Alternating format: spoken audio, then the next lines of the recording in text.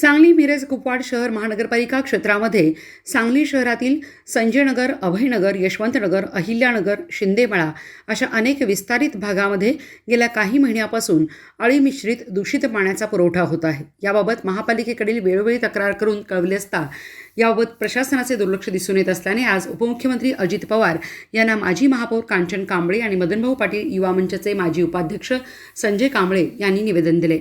दूषित पाण्यामुळे परिसरातील नागरिकांचे सार्वजनिक आरोग्याचा प्रश्न निर्माण झाला आहे. सध्या महापालिकेस कृष्णा नदीमधून पाणी पुरवठा होत आहे. पुरवठा 56 MLD क्षमतेच्या जलशुद्धी केंद्रातून होत आहे.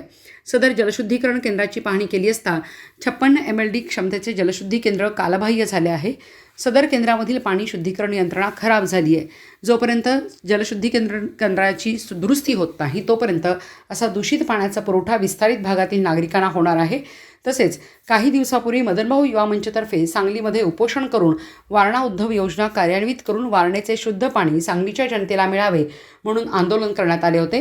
त्यावेळी प्रशासनाने मदनभाऊ युवा मंचला वारणा उद्धव योजनेसाठी त्वरित प्रस्ताव शासन मान्यतेसाठी पाठवण्याबाबत आश्वस्त केले होते. सदर प्रस्तावाचे पुढे काय झाले ते प्रशासनालाच माहिती आहे. अद्यापपर्यंत या कामाचा प्रस्ताव शासनाकडे सादर करण्यात आला नाही. तसेच सध्या कृष्णा नदीमध्ये कोयना धरणातून कमी प्रमाणात पाणी सोडण्यात येते. त्यामुळे महापालिका क्षेत्रामध्ये दूषित पाण्याचा पुरवठा होत आहे. त्यामुळे सांगली शहरामध्ये विविध साथीचे रोग पसरून नागरिकांच्या आरोग्याचा प्रश्न निर्माण झाला आहे. वारणा उद्धव योजना ही स्वर्गीय मदनभाऊ पाटील यांची महत्त्वाकांक्षी योजना असून ते त्यांचे स्वप्न होते. सदर योजनेस मंजुरी मिळवून स्वर्गीय मदनभाऊ पाटील यांना आदरांजली व्हावी अशी समस्त सांगलीकर जनतेकडून विनंती करण्यात आली आहे.